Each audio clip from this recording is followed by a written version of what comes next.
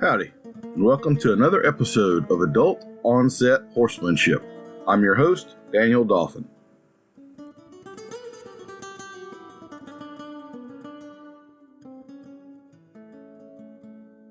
I'm absolutely tickled to have our guest for today. His motto is, "You can't get full on fancy." He cut his teeth as a cookie for Cowboys and arrived on the U.S. cooking scene, winning his first episode of the TV show Chopped. He narrowly lost out on a life-changing amount of money in the finale and becoming a big fish because of a little fish. Kent grew up on the banks of the Red River in Hollis, Oklahoma. He has shown Bobby Flay that even with preparatory practice and a staff, Bobby didn't know much about chicken fried steak. He was named the 1996 official Chuck Wagon of Oklahoma by the governor. He is generally seen traveling around in a covered Studebaker wagon and hauling around a 385-pound stove named Bertha. Kent uses firewood and cast iron to bring comfort food to the Cowboys, and he is put out cookbooks like Faith, Family, and Feast, Comfort Food the Cowboy Way, A Taste of Cowboy. More than just a pretty face, Kent has also been named the best Cowboy Humorist and Storyteller of the Year by the Academy of Western Artists. Now, I don't know if Miss Shannon was going to be joining us today, but one can only assume that Kent is also a keen gambler, as he somehow managed to win the hand of Miss Shannon, who is cute and savvy, as her husband is smoked and grizzled. Mr. Kent, how are you doing today? I am good. I like that grizzled part, my friend. It seems a perfect word. Yes, sir. Yes, it does. No, I am good. And no, it's an honor, Daniel, to be on here with you. You know, Shan is my great inspiration. She's a great producer, editor. She's been by my side and on ranches for 6 and 7 weeks cooking. So she knows that lifestyle as well. Absolutely. She really does. You come off as genuine as can be and all, but you can tell immediately that she's the kind of lady that's got all her ducks in a row and is squared away and on top of things. So she seems pretty cool. Well, Mr. Kent, we start everybody off with the lightning round questions, and these are for points and prizes. So you want to be on your A game here. Yes, sir. What is your favorite way to relax? My favorite, sit on the porch with my wife and 2 dogs and drink a glass of iced tea. That sounds pretty good. Yes, sir. Morning or evening? Both if I have time, but especially of a morning. You know, it's especially this time of year. It's 108 and today in southwest Oklahoma, and you can get up before light and it might be 74 degrees. So get it while you can. Shade don't last long. Dogs or cats? Oh, dogs. I might have 2.6 million followers on YouTube, but our dogs probably have 40 million. So it's always been a dog. I know you sort of have a motley crew of dogs there. Do you have a particular breed that you favor or anything, or do you have a different discrimination category you use to pick them? We favor them all. You know, every one of the dogs we have is a rescue. The old Beagle has been with us about 14 years, so he's been through thick and thin, cooking on ranches and being gone all the time. And the rest of them have sort of come in and sort of seen a little more luxurious lifestyle to where there's more couches and air conditioners, during the day. But no, we enjoy them all. They all have great personalities, and feel sorry for folks that don't know the love of a good dog. Absolutely. Yes, sir. I swear I hadn't made this one up just for you. This is one I ask everybody, but does pineapple belong on pizza? Does pineapple belong on pizza? You know, I've seen a lot of people put it on there, but about the only things that I wrote really belong on pizza are sauce, onions, jalapenos, and meat. You know, I think maybe if you're going to make one for dessert, that's fine. And I know a lot of people put that Canadian bacon pineapple twist on there, and I've seen it, but I'm gonna call it dessert. What about cheese? You like cheese on pizza too, huh? Oh yeah, we got to have some cheese. More the merrier. All right. If there are good essential oils, do you think it's fair to say there must also be evil essential oils? Oh yes, sir. You know, when I tell people you can cook, get you some oil and spray a pan, I ain't meaning for them to use essential oil or WD-40, either one. There's bad oils out there and there's good oils. There's Trop Arctic, Pennzoil, Quaker State, stuff like that. But essential oil to me at the Chuck Wagon is grapeseed oil, olive oil, and usually some really good fry oil. Okay. I'll ask you about that in a little bit. I'm a little surprised to hear you say grapeseed oil there, so we'll dissect that. Do you have a horse or cow industry related pet peeves? Well, I can tell you I've been around horses and cattle all my life. I never feared cattle on the plate. I did fear them at times in a set of pens. I've been run over a lot of times working cattle in my life and bucked off a lot of horses. But my daddy always told me, he said, you usually get a really good woman in your life. You'll get two good horses and two good dogs. Make sure you take care of all of them, and being around cattle and horses, they both do have their own personality. A cow don't own a watch. She don't care what time you get through, but a horse will eventually quit you because he likes to eat supper too. Yes, sir. Would you tell us something unexpected about you? Unexpected. I have run 2 miles at one time listening to Lady Gaga at the same time. And I also, sushi is my favorite meal. Shan sent me a bunch of music a long time ago and give me one of them things you wear on your arm and it plays music in your ear. And she had all this music on there. And the first one to come out was Lady Gaga, and she was singing, and she made me run a whole lot faster at the time, and sometimes even further. But I do appreciate her music. She is a great songwriter. But sushi to me is probably one of the best meals I've ever eaten because you don't have to build a fire to cook it. That's a plus for me. So I'm honestly not sure if you're being serious about that, because I know you've got a cowboy sushi recipe in Oh one of yeah. your videos where you do actually cook the meat. So are you legitimately do eat raw fish sushi and Oh so forth? yes. Okay. When me and Shan first got together a long time ago, she asked me, she said, "Have you ever eaten sushi?" I said, "Yeah, I did it at a truck stop north of Reno one time many years ago." And she said, "That ain't where you get it." And I said, "Yeah, I found that out." But she brought me a long way. She's told, a long time ago, she'd tell me, "I think we need to get this, need to get that." Well, I can go into about any sushi place in America anymore, and I can tell you exactly what I want to order, what roll, and what's in it. It's a great meal, but the fact that you ain't got to build a fire to cook it is a really great thing in that part of it. I'm a fan of it myself. Absolutely. If you could choose any superpower, what superpower would you choose? Ooh, what superpower would I choose? I think it would be maybe some X-ray vision, because I would love to see in the bottom of that cast iron pot right before them biscuit burnt when I was really busy. It's not Pyrex, but I've got superpowers, brother. I got God in my corner and Shan by my side, so I'm pretty powerful. Yes, sir. Yes, sir. I would imagine you have a pretty finely tuned clock somewhere in the Yes. middle of you too. That's one of those things. Good cooks always seem to they know 30-second increments, like they got a clock in front of them even when they don't. Thoughts or feelings? Thoughts or feelings? Yes, sir. Well, I can tell you this for sure. If you walk up to that old wood stove of mine and you thought it was hot and you touched it, you would have the feeling that it was hell for hot when you got through. Them are thoughts and feelings. I mean, Have you ever left a little skin on the outside of old Bertha?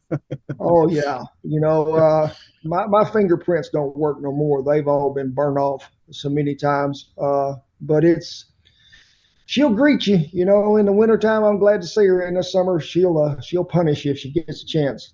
Yes, sir. Are you decisive or indecisive? Depends on what we're trying to decide. You get in a car with a bunch of people, and Shan's folks are real bad about it. About they're going to go out and eat, but they don't know where they're going to go. Then you have to wait 30 minutes to talk about it to find out where you're going to eat, and then you ain't even hungry time you get there. I like to make a decision. A lot of times we have a plan when we're cooking on a ranch, and it may be A, B, and C, but you figure out, you've got to improvise and go all the way to X, Y, Z. So you can be a little indecisive and at the same time too. Yes, sir. Leave yourself a little flexibility there to do what Yes. makes sense. What's the best smell in the barn? The best smell in the barn, Yes, sir. in the whole barn, probably be fresh sweet feed. Got that steamed corn with a little molasses on it, but also fresh cut alfalfa hay. That's pretty good. Yes, sir. Sure is. Do you have a favorite book or movie? Favorite book or movie? Well, I ain't read too many books besides the Bible. I did read Call of the Wild when I was in school many, many years ago by Jack London and sort of enjoyed that. Favorite movie? There's a lot of them, but I really love probably the Cowboys with John Wayne in it, Mm-hmm. where Mr. Nightlinger was the cook. But I like a lot of Clint Eastwood stuff too. Anything with Tom Hanks in it, I know it's going to be good. All right. Sweet, salty, or spicy? I think you got to combine all three if you're going to get the perfect ingredient, whether you're putting it on a piece of meat or putting it in a pie. They all have to come about to where you can get there. I'm thinking, yeah, maybe I should throw an acid and fat too in that one for you. All Uh, right. Do you have a favorite dinosaur or deep sea creature? Favorite dinosaur or deep sea creature? Well, I ain't never been deep in the sea. That's one place I ain't never cooked at. I've cooked at sea, but I ain't never cooked under it. So I don't know what they'd be. A favorite dinosaur? I'm thinking I would probably really like me one of them T-Rex, because I think if you get him on the ground and get him clean, you'd have enough meat to make it for 3 or 4 years. I tell you what, as a fellow country boy, have you ever, surely you have plucked a chicken out in the yard before, huh? Yes, I When, have plucked many a chicken and put them in boiling water, and yeah, if you pluck a regular barnyard chicken, not one of the broiler meat chickens at all, yeah, but just that's a little dinosaur with feathers on. That's what that yeah, sucker that is is. right. Have you ever had a UFO encounter? A UFO encounter.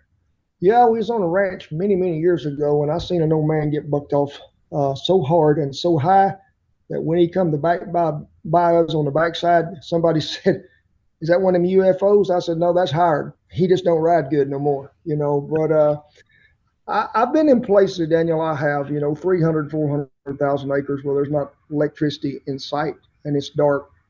And I've looked up at the sky that the good Lord created and seen all the things that float around in it, and I've never had something come by and stop at camp. If they won't stop by, hey, we'll have a cup of coffee and see what's happening. Yes, sir. Well, that concludes our lightning round questions, and I'm going to award you 1,363 points for that. There we go. I That like that. makes you our highest scorer ever to play the game. You are the reigning champion, and Well, I'm honored. that entitles you either to an awkward silence or a genuine compliment. Your choice. I'll take them both, my friend. I'd need them both.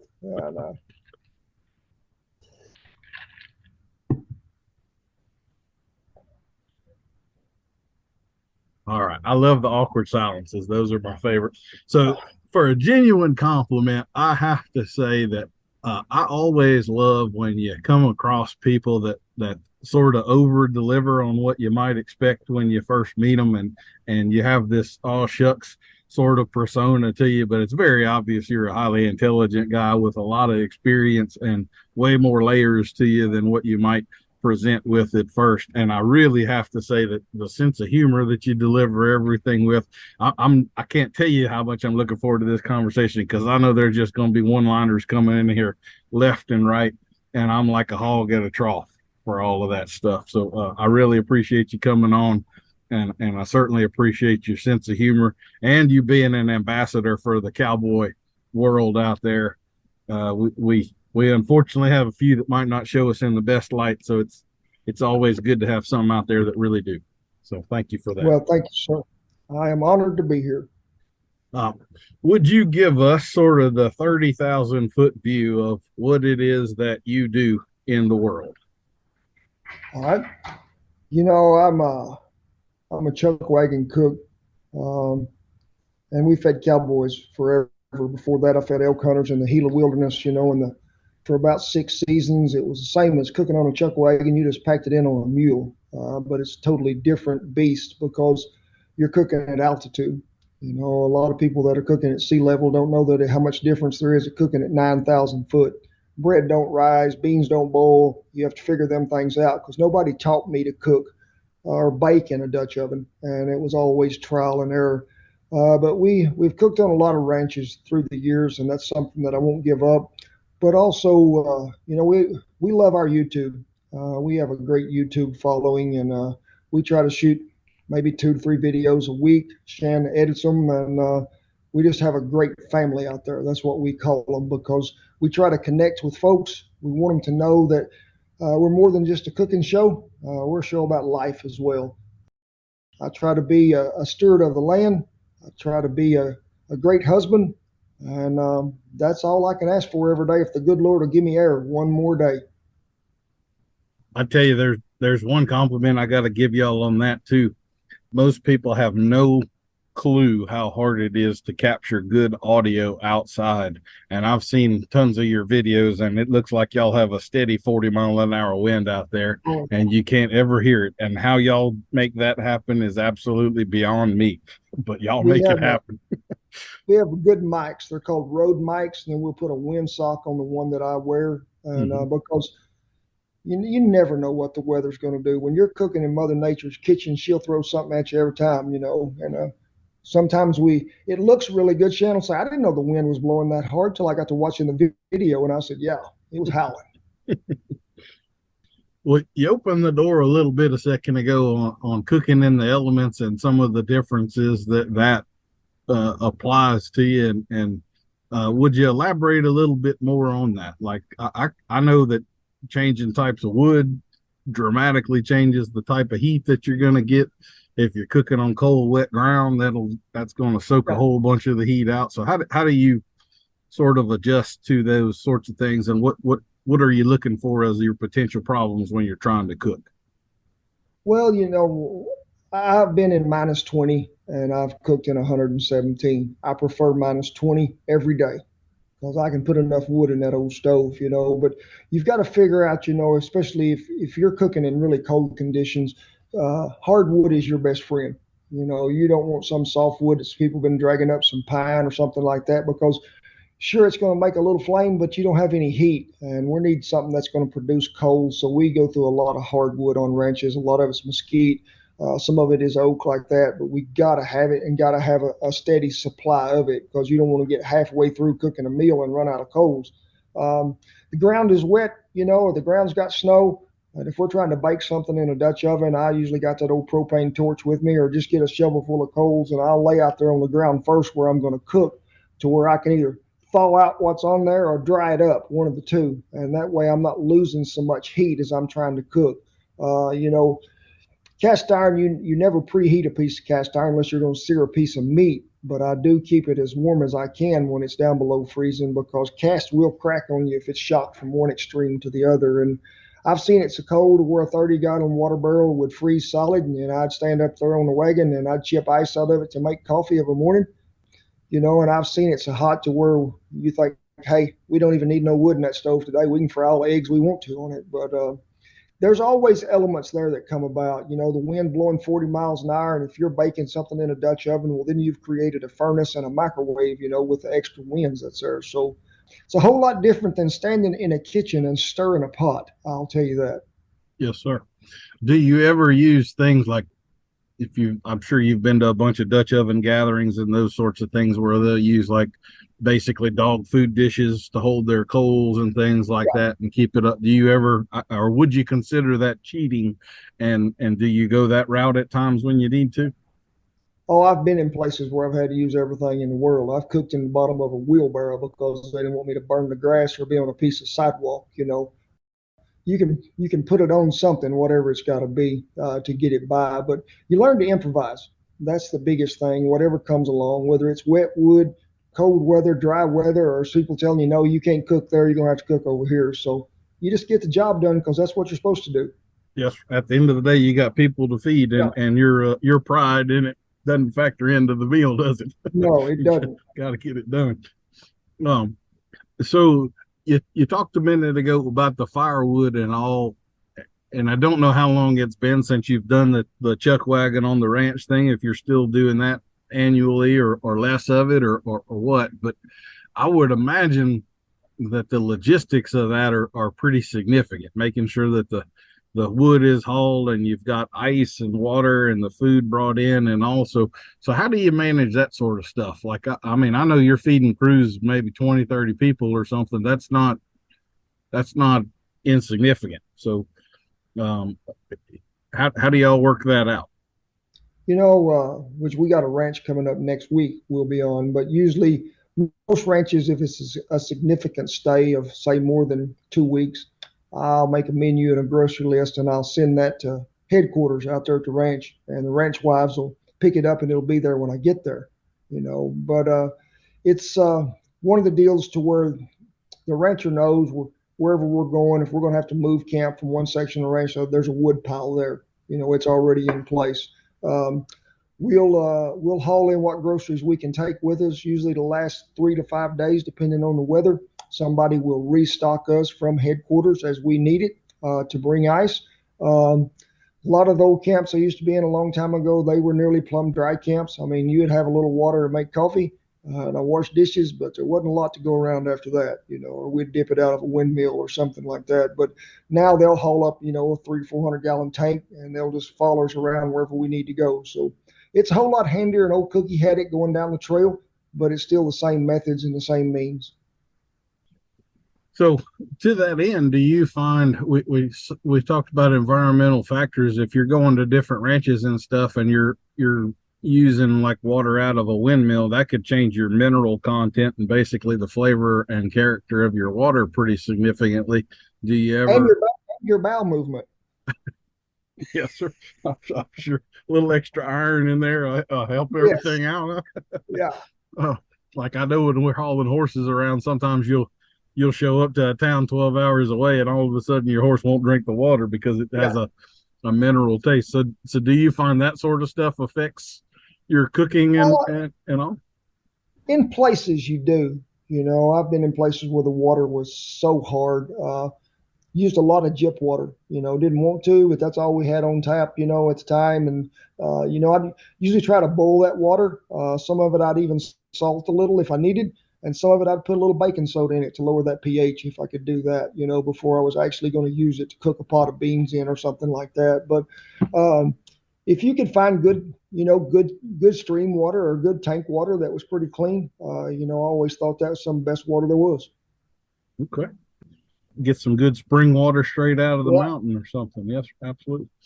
Would you take us through sort of a typical day of what cooking out on the wagon would be like for you? Like what time are you Yeah. getting up in the morning and planning your day out and all of that?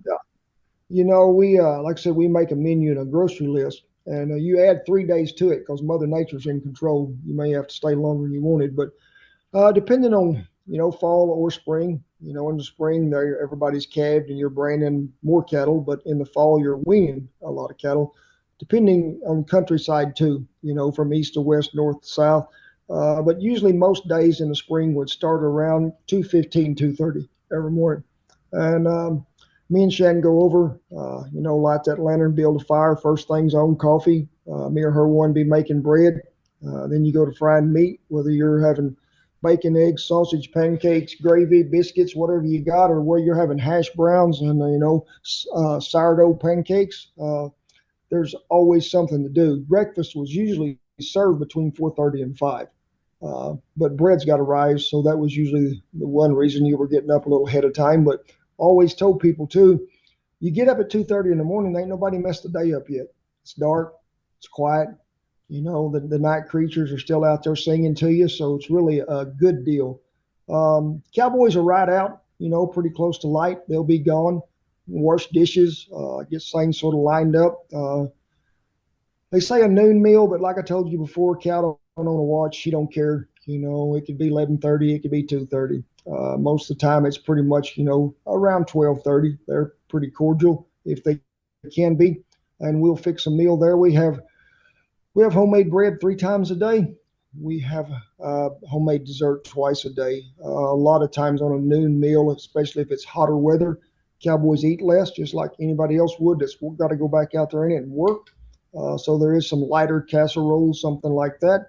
But at night, we'll try to break out the rocking chair and founder them all. I mean, we'll have a big old 28-ounce bone-in ribeye, sourdough biscuits, bread pudding with a whiskey cream sauce, sparkling potatoes.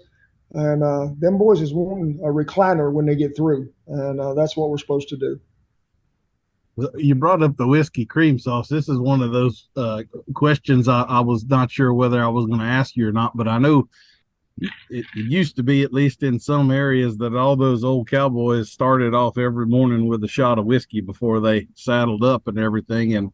And given the horse they were fixing to climb on might be trying to kill them in a minute, I guess that's a valid way to start it out. But do you still see that sort of stuff on the wagon, or do you come across camps where it's dry, no beer, no whiskey, no nothing until it's all said and done, or what's sort of that policy there? I've been on both. True working ranches to me today, and true cowboys, most cordial, polite people I've ever been around in my life. And they'll have a policy or a code of ethics that goes with the ranch that they're working on. They say, hey, if you want to have a drink, you can have it one night we get finished. I can remember breaking camps in the Palo Duro Canyon 25 years ago, 1st of December, and one of them old men had right up there, and he said, I'm going to tell you, Cookie, before you get in that wagon seat, we got to drink a beer before you leave. It's tradition. I said, it's 6 o'clock in the morning. I ain't had enough coffee yet. And the beer would always be hot. It would never be cold. And I'd say, well, if we're going to quit that tradition, I'll tell you for sure if I'm going to cook. But I've never known it to be a problem. I keep whiskey at the wagon all the time, as much to cook with as it is medicinal too, because we'll use it in a lot of stuff for remedies. But I don't advertise what drawer it's in a lot. That's fair enough. Do you have a favorite brand? I love Crown. We take a lot of Crown with us to cook with, and Crown Peach makes a really good whiskey cream sauce, but so does Crown Apple and Crown Caramel. Yes, sir. Yes, sir. Well, one of the other questions I was going to ask you, and that kind of opened the door for it, was about some of the etiquette around the cook tent in the evening. A lot of people might not realize how much etiquette there is in cowboy culture, and how serious it can be if you violate some of it. But would you share some of those rules that you have come across, or maybe you may be the maker and enforcer of the rules underneath your tent? So what's the etiquette like? That cowboy code and ethics has been around long before my time. There's sacred ground so many places. An old Chuck Wagon belongs to the cook. A cook was known as really some old grumpy, nasty old man that couldn't cook and barely could make coffee and was just hard to get along with. But and I've seen them kind of cooks. I have. We're not one of them. I do apply the code. A lot of times on ranches, they'll say, hey, Kent, we want to go by the old ways. These kids need to learn, and nobody would come under the fly of the wagon, which is a tarp that covers us, unless they ask for permission, and you never crossed in between a chuck box and the stove or the fire. That would get you a shepping. And if people don't know what that is, some of them old men will drag you out there across and lay you just straight out as they can, and nothing will get his leggings off of him, and he will wear your backside out with him until you've learned your lesson. I've seen a lot of sheppings take place in my life, some of them in fun, some of them in schooling. You didn't have to do it twice, but I've known old men on ranches too, a long time ago when I would be cooking, and they'd be in their 70s when I was in my 30s. And they would not come under the fly of the wagon and eat, even after I asked. And if it was raining or snowing, they'd always tell me, young feller, I don't want to start a habit I can't break. I love it. And for some people listening, when he's saying chaps, he's talking about chaps, and it's not chaps. It might have a CH on it, but it's pronounced with an SH. That's one of my little pet peeves in the world. I hear you there, brother. You hardly ever hear it said correctly anymore. Yeah, because a Um, lot of people say he got chaps, and I said, well, if he rode long enough in the saddle, in the wet saddle and bad breeches, he gonna get chapped, all right. Absolutely. Do you have a Desitin and baby powder drawer somewhere on the wagon? Because Oh, we have cornstarch. That cool. is the best thing ever. I had a cowboy come up here one time, and he's a young kid, and he was pretty bashful, and he said, "Hey Ken," he said, "I got a problem." And I said, "Well, I don't know if I can fix it, but I'll try to help you if I can." And he said, I'm sort of raw. And I knew what he was talking about. I was just going to see. I said, I don't know what you're talking about, buddy. And he said, I, it rained on us all day yesterday. And he said, he said, I just don't know how to say it. I said, well, just say it. He said, well, my butt cheeks feel like two pieces of raw bacon rubbed in a hot skillet. And I said, yeah, you need some cornstarch is what you need, brother. And he said, cornstarch. He wouldn't use it. The first time I tried to give it to him, take with him, he wouldn't use it. Finally, them old men convinced him, and then he wanted to know could he buy a jar off of me. And I said, no, I've got an extra jar I'll give you, but you ain't buying it. I guess I'll go ahead and ask this since we broke the seal. Do you have a favorite brand of baby wipes out there? Because I know a lot of people have never been 3 days without a shower, but that'll test your constitution sometimes. So, Well, I don't think that I've ever took a baby wipe with me that I know of. okay. We used to cut a lot of bed sheets a long time ago, and I'd take them, but I would. My mother a lot of times would usually put like a really good fabric softener on them to where they'd have a really good fresh smell. So sometimes I'd be gone 6 weeks, and I'd come home and she'd say, "Did you take a bath while you were gone?" And I said, "One time I did, Mama." I sure did. But we have had some cooking schools to where some folks bring some in, and I don't know the brand, but they were Army issue, and Hmm. them things are big enough to take a whole bath in by themselves. Yes, sir. That sounds pretty good.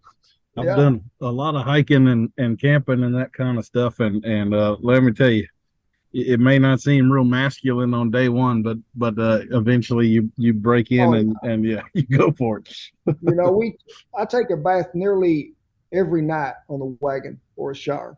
And in the wintertime, I heat water and put it in an old wash tub and I can get her done. In the summertime, used to take a black trash bag, put water in it, hang it down in the windmill or up there in a tree. Sunshine would warm it. Take your pocket knife, poke a few holes in it. You got a shower. Always one thing I always hated to do, Daniel. I hated to go to bed smelling like smoke or sweating. Yes, sir. I'm with you. I can handle the world pretty rough, but man, it's hard to go to sleep if you're sweating. That's a rough night right there. You seem like the kind of guy to me that has probably got some sort of a sentimental cooking tool around there of some kind. Do you have an old coffee pot or spoon or something that you just wouldn't part with no matter what? I have a 2 cup sifter that never had a handle on it that I'm aware of that belonged to my mother and belonged to her mother. And that thing has been in the flour can at the wagon for 31 years now. And it ain't going nowhere. It's one of them things that I know that I'm going to have with me. And I'll probably tell Shan when he get ready to throw me in the hole, just throw that there sifter in there with it. So, and I've got a few old knives, but they're probably the ones that mean it's just as much as that sifter as a bunch of that old Griswold and Wagner cast iron that was handed down, so many years ago. So I don't know if you have a cast iron sponsor here, and I don't want to make waves for you, but I have not really had the pleasure of cooking much in the Wagner and some of those really old brands. I have handled them some, and I've actually been a little bit surprised. They seem kind of lightweight compared to like some of the newer Lodge stuff and Yeah. all. Do you find like you got to learn how to cook with that pot? A 16-inch Dutch oven isn't necessarily a 16-inch Dutch oven. In other words, you have to sort of, have a little art to it and realize this one cooks this way and that one cooks that way and so forth. If the iron's made in the United States, it's usually pretty consistent. Cast iron, good cast iron, heats pretty even if you rotate your oven around your coals. But cheap cast iron, that stuff don't heat worth much. You'll have uneven. Lids don't fit good on them. They'll warp at times if they get a little too hot. I have seen you using that sifter that you described a minute ago, putting flour in the grease after chicken fried steak. And I have to say, I don't know if you view it this way, but the chicken fried steak kind of seems to be the quintessential meal that I think of when I think of you. So do you have some chicken fried steak secrets, or is that one of those, are you like the lead singer of the band that never liked the song that became the hit and you got to sing it anyway? Or how do you feel about chicken fried steak? Well, years ago I loved them. You know, I don't I don't know how many thousands of them I've made in the last 30 years. And we showed Bobby Flay how to make one. So then everybody else wanted one too. But I think the number one thing is good quality beef. You know, you look for something that's pretty clean, and when I say clean, I don't want it to have a piece of gristle in it. It needs to be run through the cuber, or you can tenderize it yourself. About 3 times. You don't want it where it's going to fall apart. And there's everybody using from inside the round to top round to bottom round. And it's I just want a little bit of marbling in a chicken fry. I want it to be pretty lean. I want it to weigh about 5 ounces when I start, so that way when we double baptize it and get it in there and frying, it's big enough to cover the plate, and that's what we're after. But it's I think it's a thing that people, for years and years, Daniel, in our country, you'd go to any little small cafe and get one of the best chicken fried steaks in the world.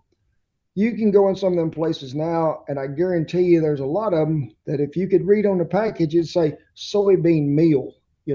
Mm-hmm. It wouldn't be 100% beef. It'd be some pre-breaded patty that's come in there that they're going to cook and throw at you. And, I love gravy. I do. You got to have it.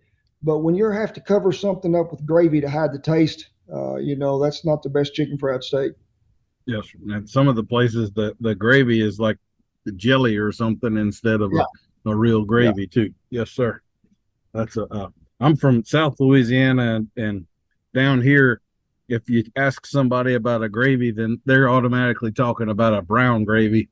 But I was Yeah. raised in North Yeah. Louisiana, so I tell people I'm multicultural. I can make a brown gravy and a white gravy too. Yeah. So, uh, We were cooking in New York City a long time ago when the first cookbook come out for the New York City Women's Culinary Association. And we did chicken fried steak, gravy, and mashed potatoes and all that. And I had the gravy down there in a 20-inch skillet.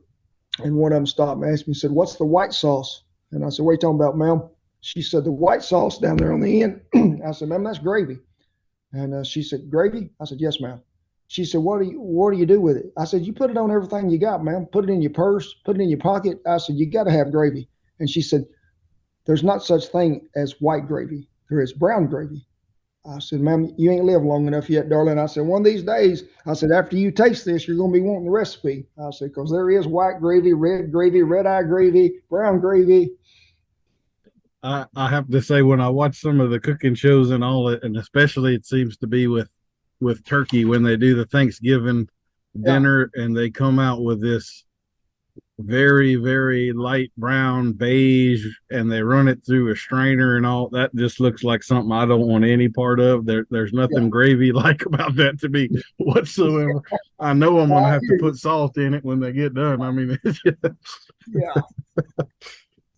what are some of your favorite cuts of meat? Like I've always felt like the chuck was probably one of those underrated things, but you do have a little gristle to deal with in that area. And I know, at least I've seen for the chicken fry, you seem to be a top sirloin or a top round Yeah. guy. So what are your favorite cuts to play with and all?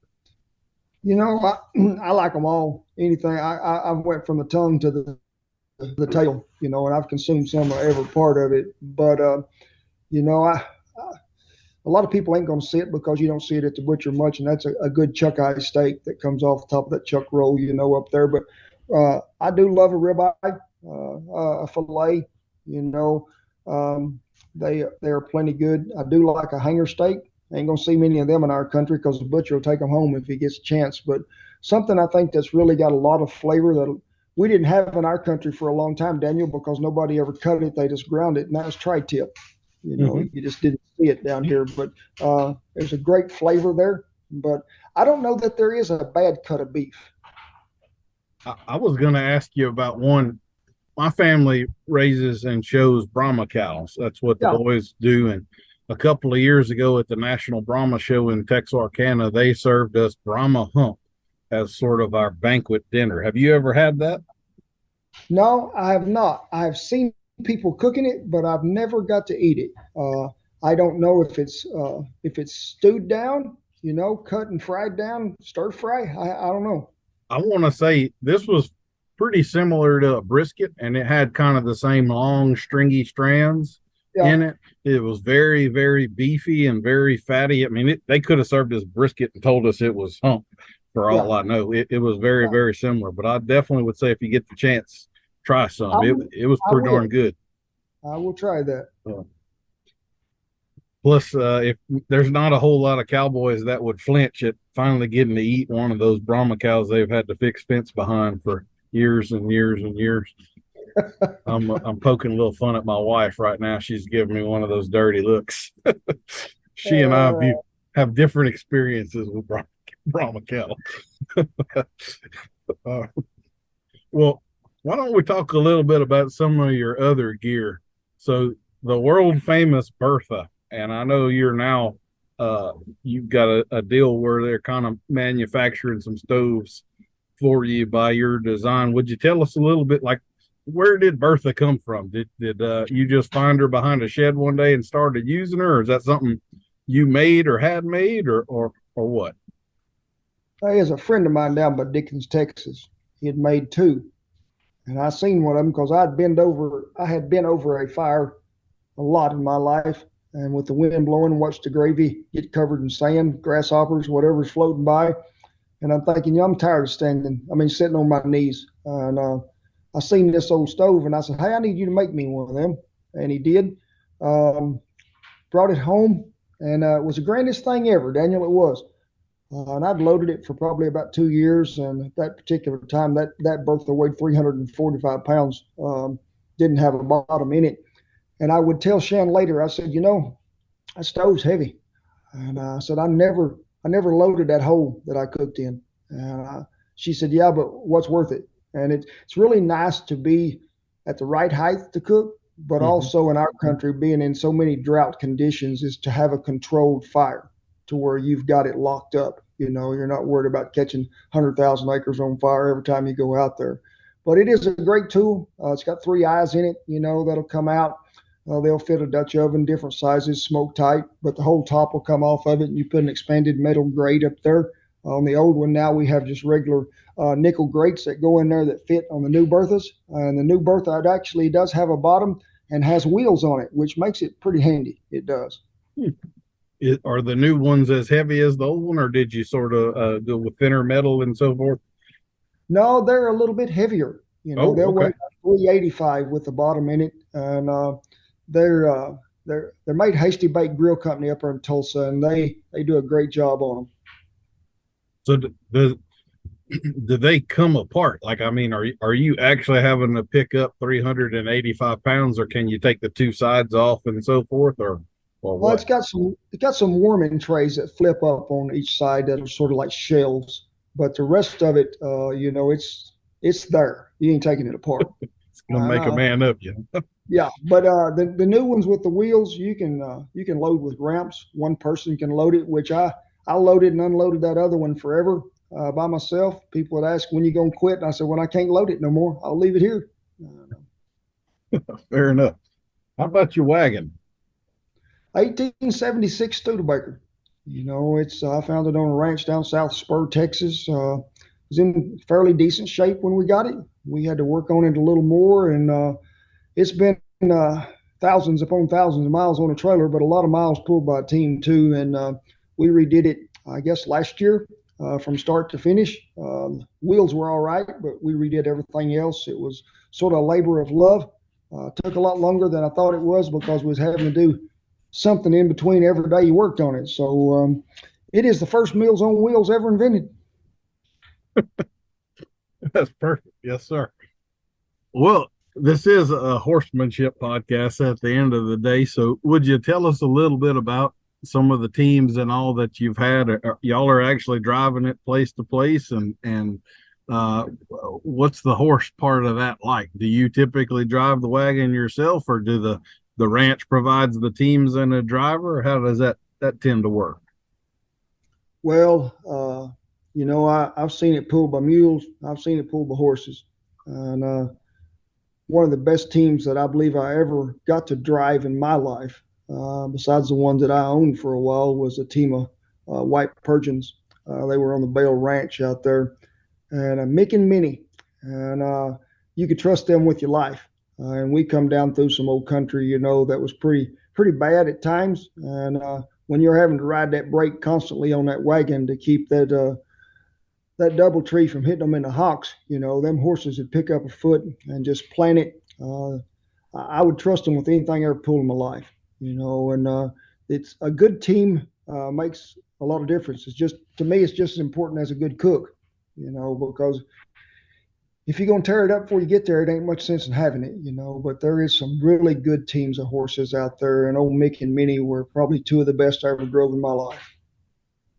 I tell you what, there's in kind of the horsemanship world, there's a big movement of sort of the emotional, anthropomorphized. I need to connect with this animal, and our souls join and all that kind of stuff, which I'm not generally a real big fan of. But for anybody out there that's looking into that, you can bond with a draft horse probably in ways you can't with any other animal on the planet. They're like dogs almost in Yeah.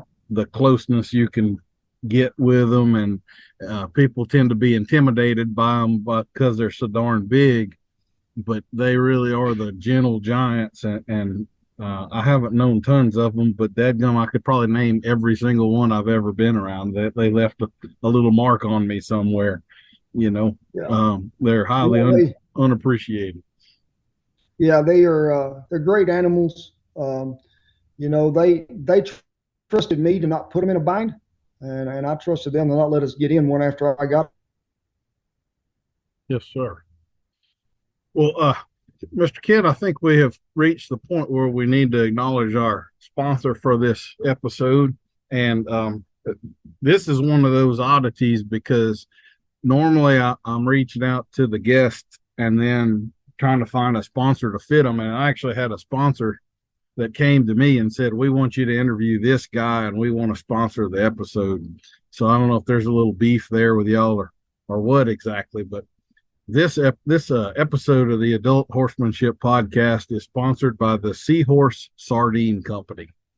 Many people don't know it, but Seahorse Sardine Company has been around so long that the pioneers in the famous Conestoga wagons who settled the West often had seahorse sardines in their wagons. The heritage of these tasty sources of fat and protein is well known. Why, even children of the Old West knew that sardines were already cooked. All you needed to do was eat them straight out of the tin or use them to top something else like cornbread. Why, it'd just be foolish to think you needed to cook them in something like a Dutch oven. Seahorse sardines are packed with all sorts of things missing from our modern diets. These fish have the bones, scales, and everything else right in there. Nothing could be better for your bones than eating bones. Each tin of seahorse sardines contains only 180 calories, with 18 grams of protein and 8.5 grams of the healthiest fats on earth. Seahorse sardines contain zero carbs and zero fiber. They're keto, paleo, Atkins, and heart diet friendly. In fact, only people with gout and people named Rollins say to avoid sardines. Whales live just about forever, and so do sea turtles, and they eat our sardines, so why shouldn't you? The tastiest treat from the sea. We've now combined our product with a certain curiously strong breath mint, also famous for coming to you in a tin box. And what could be better? Seahorse sardines. They're incredibly good for you and already cooked. You have been cooking for about 30 years, and there seems to be a little shift that took place in your life there. What was it that kind of took you from the elk camp to mainstream America and the TV shows and all of the success that you're enjoying right now? Was there some catalyst that happened, or was that always the plan for you, or what? I guess really what started it, Daniel, was you do 6 years in an elk camp, or 6 seasons back to back. And sure, it was periodically, we'd go in September, come out last of November. So it was a little deal that didn't really fit the rest of the year. I'd go back to, anywhere from working on a ranch to carpenter to working on windmills to anything else you could find. So I was coming back from there probably the last year that I was guiding hunters. And I seen an old Chuck wagon sitting on the side of the road. And I didn't even stop. I just looked at it and I thought, I'm going to get me one of them. I'm going to go feeding cowboys.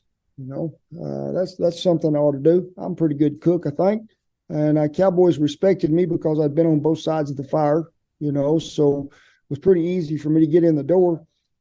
And just word of mouth travels, in a full stomach. If your food is good, people will take care of you.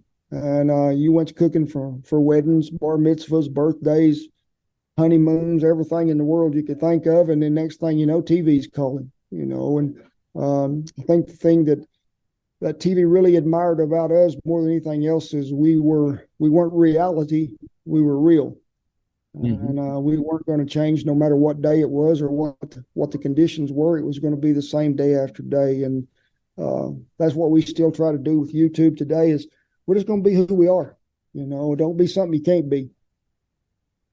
Yes, sir. So this sort of just popped into my head, but since you cooked in elk camps and all of that, I'm sure you've gotten to cook some pretty interesting things right after a kill. So have you ever cooked any like bear or mountain lion or anything like that out there? I have cooked some bear. I've eaten mountain lion that I've cooked, not out there, and I've eaten some bobcat and I've eaten some cow. A lot of raccoon, but it's one of them deals. My daddy always told me if you killed it, you better eat it. Mm-hmm. But we used to have when I was in North Louisiana, we would have a wild game supper every year, and I mean it would pull people from 2 and 3 hours away, and I mean there'd be.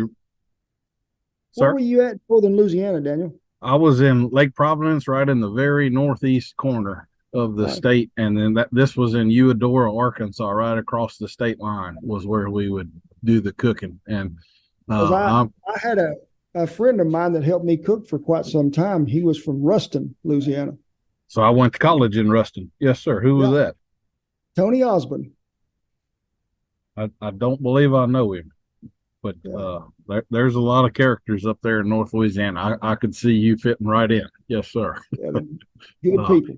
Yeah, this thing was cool because they'd have, like you say, mountain lion. I mean, we would have beaver, nutria rat, rattlesnake, antelope, just about any stuff from Africa.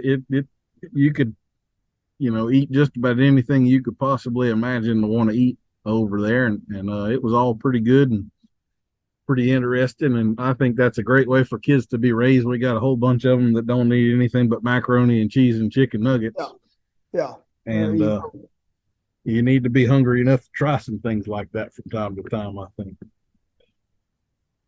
Well, why don't you tell us about some of the colorful characters that you have met in your travels and cooking down the road? I know what cowboys are like, so there's got to be a few that stand out to you from through the years. There was one of the first old cowboys I remember meeting was an old fella that I was cooking for anyway. It was an old fella named Mac. We won't give his last name to protect the guilty. And so he was known to take a drink. And we was on a ranch to where we moved camp every day after lunch. So nobody hardly ever set up a teepee. You just throw the bedroll on the ground. And I can remember first night I was throwing my bedroll out there in front of the wagon, and this guy come over and he said, "You met Mac?" I said, "Not that I'm aware of." He said, "I wouldn't put my bedroll out there." He said, "I'd get under that wagon if I was you." He said, "He'll come in drunk about 2:00 in the morning. He'll run over half of you." And I said, "Yeah, I'll get under the wagon." And old Mac still had horse racks in the back of his pickup. That's where they'd jump in the back of the pickup and he'd haul his horses that way. He'd no trailer. Mm-hmm. And you knew he was coming when he turned off at the highway. It might be 15 miles before you seen him, but you could hear him. And but he was always, to me, very entertaining. You know, he'd sit out there by me around a fire at 2 o'clock in the morning while the rest of them was sleeping, and tell some great stories. He was a great cowboy. He ended up getting hung up in a rowd pen to a horse and killed him a long time back. But been so many of them great old hands that I got to meet. You know, a lot of them you never knew their last name. There was some named Slim. There was an old man named Red. You know, it's like an old man once said. You know, and even Tom Morehouse said it too. We never did take a shining or a cotton to them folks that told us how important they was and what they could do all the time, because they would show it to you eventually during the day. You know, if your works were what your word were, you was in pretty good shape. And that was always, you know, the way of being a cowboy. You didn't brag about what you could do. Just show people what you can do and do what you're supposed to do, you know. But I think one of the weirdest things I ever had in camp, and I've had a lot of rattlesnakes crawl through camp, and this one was Jeff Goldblum. He was the guy that was in Jurassic Park, you know. We did a show for them. They was doing a documentary about coffee, and he's a weird feller. He's a good feller, but he is kind of weird. He had never drank that much coffee in his life before, so he is pretty well caffeined up time I got through with him that day. I'm a pretty high energy guy. Yeah, I'm not someone you want to be around. If I've had more than about 2 cups of coffee, I would drive you absolutely insane. So I understand that. Well, why don't you tell us a little bit about the coffee pot? Because that's probably as big a symbol of cowboy culture and the cooking wagon and all as they come. And I know you've got some tricks and some special things you do to cook coffee. And I'll tell you, I actually did some cooking at the Louisiana Equine Council annual meeting this past January, and I made more pots of coffee than I could count. And I was completely stealing your recipe and tips there, and I had more compliments on that coffee than I think I've ever gotten before. So what are some of the rules and tips of cooking coffee for cowboys? Well, you know, a good coffee pot is something that's very important. And you know, them old big ones we got are over 2 gallon. And if you got good water to start with, that makes a big difference. You know, and we'll fill it to right below the bottom of the spout, maybe even with it. Let the water warm over a fire, and then put the coffee in. For them old big pots is about 3 handfuls, or nearly about 2 cups or 2 1/4. And let it come to a rolling boil, not a spit and a sputter. You know, I want it to roll and boil for probably 4 to 5 minutes. Take it off fire, pour a cup of cold water down the spout or around the edges of the pot. It'll settle the grounds to the bottom. When you boil coffee that way for that long, you've reached temperature above 212 degrees, which breaks down the tannin in the bean, which releases the acid, and that's why the coffee's smooth. Well, one thing I was going to bring up that you didn't mention right there is that you season coffee pots just like you season cast iron. Is that right? Oh, yeah.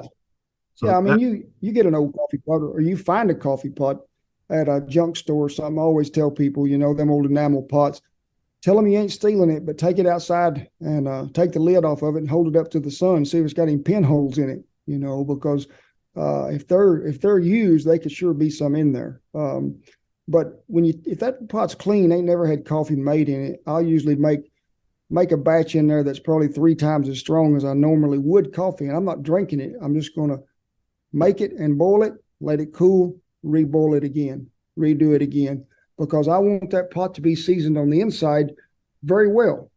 And that coffee pot will never see soap on the inside of it. It'll get rinsed out with hot water and it'll be dried, but it will never get soap. do you have a favorite brand of coffee? I know kind of the old cowboy standard was the Arbuckles stuff. And I've seen you with the Folgers tin around you. Do you have a preference or some thoughts there on different types of coffee? Well, you know, Arbuckles was around forever. and old cook would usually have to hide the coffee because when Arbuckles was sent in the sack, there was a peppermint stick in it. And them cowboys really wanted that sweetness if they could find it. So he'd usually eat that first, get it out of the way. But I've used every kind of coffee there was. We have our own blend of coffee now that we make, but I used a lot of Folgers for years. Sure, coffee makes a difference, but the way you're making it, I think, makes a bigger difference than anything in the world. But the coffee that we sort of developed from 3 different countries, or we didn't develop, that we had mixed, it really makes a good boiled coffee. But when you were doing that deal with Jeff Goldblum, was that your market research, or are y'all trying like Arabica versus Colombian, or how did that work out? He was just fascinated with the word cowboy coffee. So I was using the coffee that we ground our beans, and just made the coffee. And he said he hadn't drank coffee in 5 years. So we made sure he had about 4 or 5 cups that day, and he was wound up pretty tight. He seems like a guy that would be. I can't imagine how fast he would be stuttering and stammering with 5 cups of coffee in him. I bet that was pretty good time. He is really good people, but he's just odd. You know what I mean?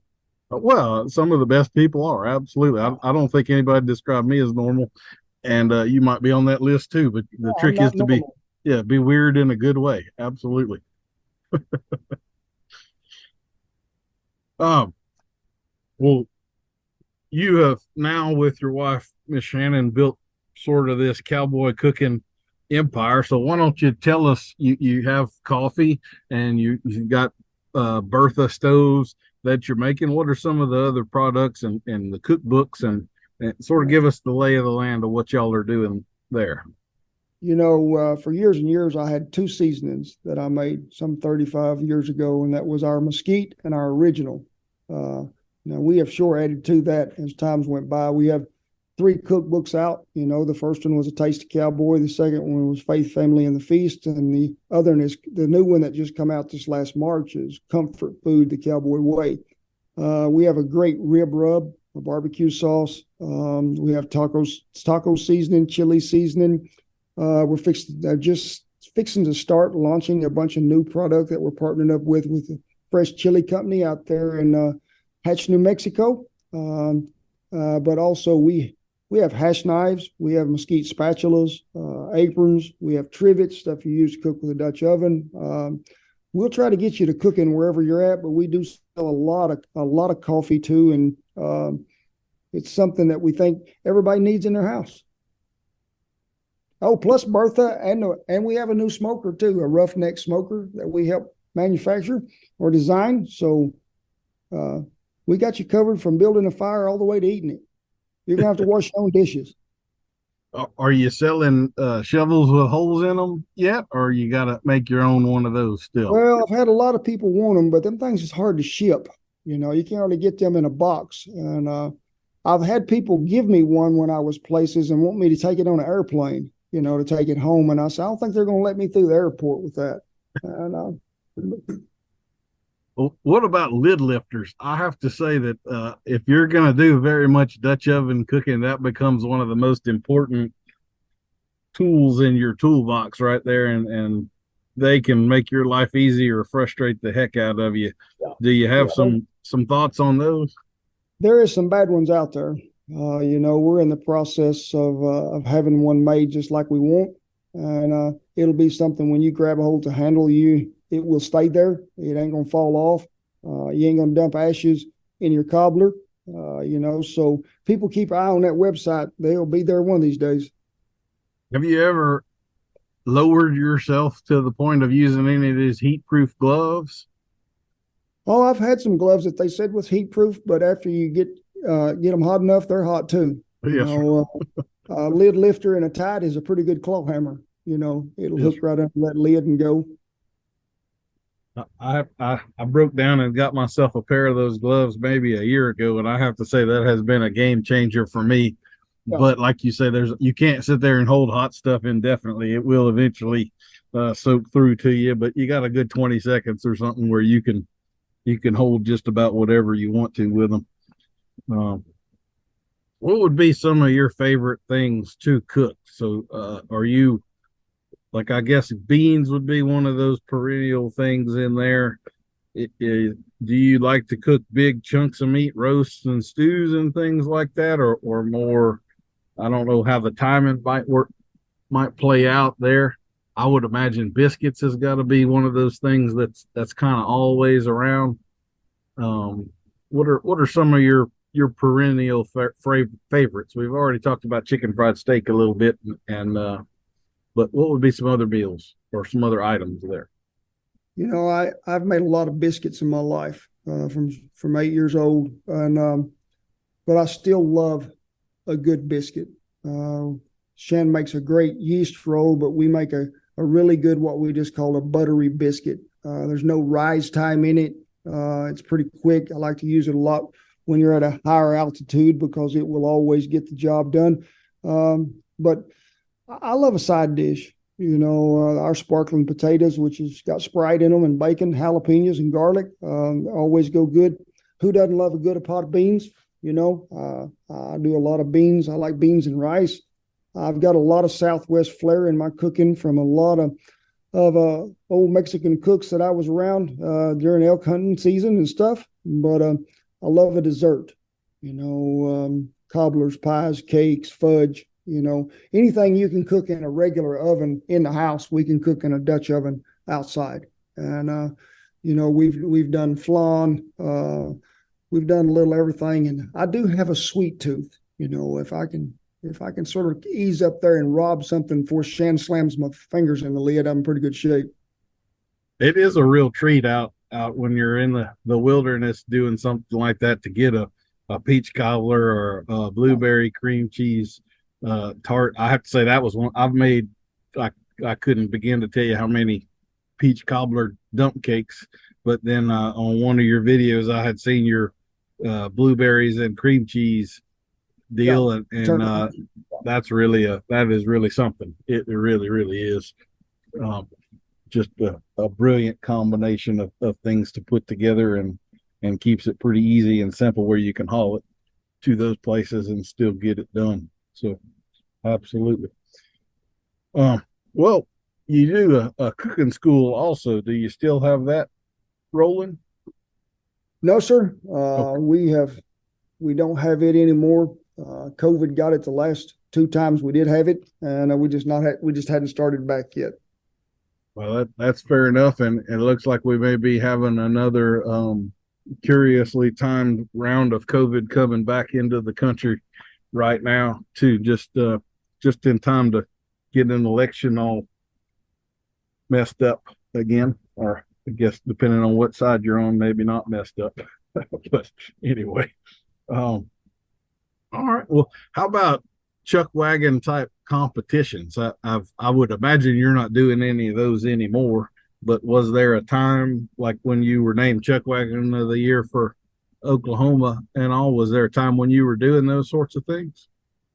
Oh yeah, I used to go to some competitions. 94, 5, 6, 7 along in there.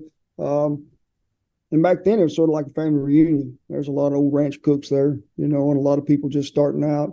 A lot of them what we called weekend warriors. They had a wagon and they went to cook-offs, and that's what they loved to do. Met a lot of good people. I've won some cook-offs, won a lot of bread, a lot of meat, a lot of dessert classes. But they're still out there. I don't think there's as many wagons go to them as there used to be, but it's a great way to introduce, I think, people that have never seen that type of cooking, they can go and watch it. So I think they're great deals. Well, I'm about out of questions. You have just flown through here with all of this stuff, and I don't want to waste any more of your time. Is there anything that you would want me to ask you that I haven't covered yet, or anything like that? Not that I'm aware of, my friend. They can find us on our website, or Cowboy Kent Rollins on YouTube. But no, you've been a gracious host, my friend. I appreciate the offer and the time, and I wish you nothing but success and happiness. Well, thank you. And I certainly appreciate you coming on. Do you have a final thought or story you'd like to leave us with before we sign off?